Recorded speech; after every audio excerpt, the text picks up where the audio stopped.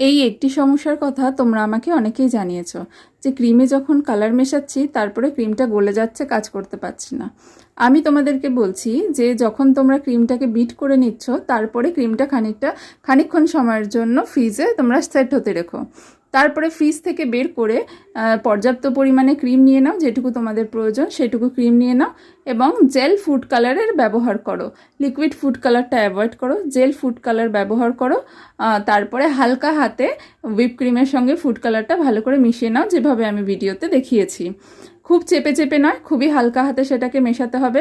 মিশ্রণটা করা হয়ে গেলে তারপরে কিন্তু আবার একটু খানিকক্ষণের জন্য ফ্রিজে সেটাকে সেট হতে দাও। তাহলে কি হয়, কালারটা ডার্কও হয়ে যাবে, ফুড কালারটা যে ইউজ করছো সেটা ক্রিমের সঙ্গে মিশে ডার্ক হয়ে যাবে এবং ক্রিমের যদি পাতলা ব্যাপারটাও চলে আসে সেটাও শক্ত হয়ে যাবে। এই ট্রিক্সটা তোমরা ব্যবহার করো, খুব উপকার পাবে। যদি ভালো লাগে একটা লাইক করে দিও ভিডিওটা।